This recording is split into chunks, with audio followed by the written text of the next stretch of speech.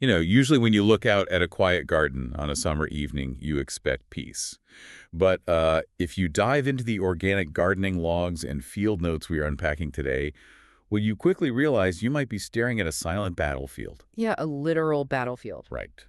Welcome to today's deep dive. Our mission today is uncovering this really brilliant, chemical-free approach to pest control.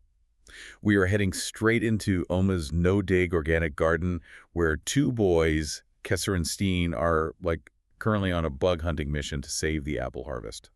Yeah, and given it's midsummer and these logs, you might initially guess they're tracking down local glowworms. Those are the ones that eat snails. Exactly, yeah. Those bioluminescent beetles that are basically a gardener's best friend. But Kesser and Steen are actually hunting something called the Apple Ermine Moth larvae. Okay, so if you've never seen an infestation of these things, just imagine someone took those stretchy, spooky Halloween spider webs and just wrapped an entire summer orchard in them. It's totally wild. It is wild. There are these tiny yellowish caterpillars with dark spots or maybe 1.5 centimeters long, but they spin these absolutely massive communal silk tents. And that silk is a defense mechanism. Yeah, a highly effective one against predators.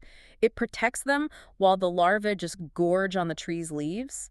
I mean, they can completely defoliate an apple tree, leaving it looking totally dead. Which sounds terrifying for the tree. It does, but interestingly, it rarely actually kills the tree itself. It usually just pushes out a new set of leaves later in the season. I mean, sure, the tree survives, but nobody wants their orchard stripped bare. Mm. And you definitely don't want damaged fruit. Definitely not. Like Steen joked in the logs, what's worse than a worm in your apple? Half worm. Yeah, classic joke. Right.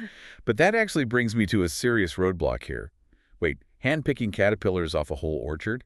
Because Oma relies on what she calls hand-eye coordination. Right, hand-eye coordination. But that just sounds entirely unscalable to me. Like, how is that functionally better than just using a targeted organic spray to just get it done in 10 minutes? Well, it really comes down to protecting the biological feedback loop. See, Oma refuses to use poisons. Even the organic ones? Yeah, even organic bacteria-based sprays like Bt-toxin that paralyze the caterpillar's stomach. Because the moment you introduce a broad-spectrum toxin, you aren't just hitting the larvae. You're hitting everything else. Exactly. You're starving the localized ecosystem. You remove the food source for birds, hedgehogs, and predatory insects. Which breaks the exact system Oma relies on to keep the orchard healthy long-term. You got it. Plus, sprays cost money, and they carry the risk of you ingesting those compounds yourself. Okay, so instead of chemical warfare, Kesser and Steen are out there just manually pulling down these webs, or I think the logs mentioned, blasting them with a hard stream of water from the hose. Yeah, they use a hose to break the webs open, and once that web is broken, those larvae are totally exposed. So the birds swoop in for a free buffet, and the apples are safe. That localized ecosystem approach totally makes sense. But here's the timeline that really throws me. Oh, the timeline. Yeah. These moths lay their eggs in late summer, yet the tree is suddenly swarmed by these giant silk tents in the middle of spring.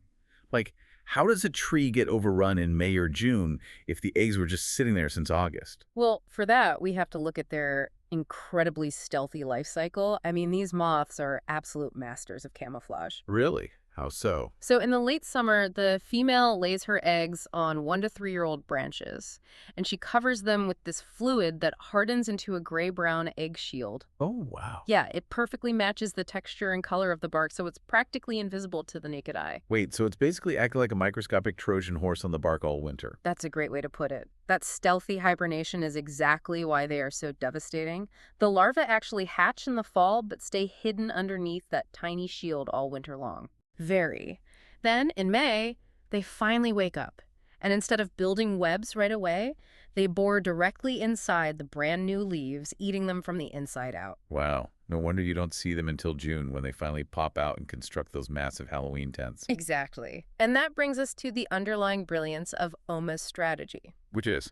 By simply doing regular spring pruning, thinning out the branches and removing the water shoots, you are naturally cutting away these invisible egg shields before they ever wake up. Oh, so you stop the invasion at the source without even realizing it. Exactly. That is amazing. So what does this all mean for you listening? I think it really shows that effective gardening isn't about fighting nature with a spray bottle. Definitely not. It's about working alongside the ecosystem, setting up the birds for a feast, and using smart timing, like spring pruning, to just stay one step ahead. Yeah, it is about understanding the mechanics of your environment rather than just reacting to the symptoms. I completely agree. And I think it leaves you with something to really ponder. If a tiny, perfectly camouflaged egg shield can secretly dictate the health of an entire apple tree, well, what other invisible microscopic battles are happening in your own backyard right now that you are completely oblivious to?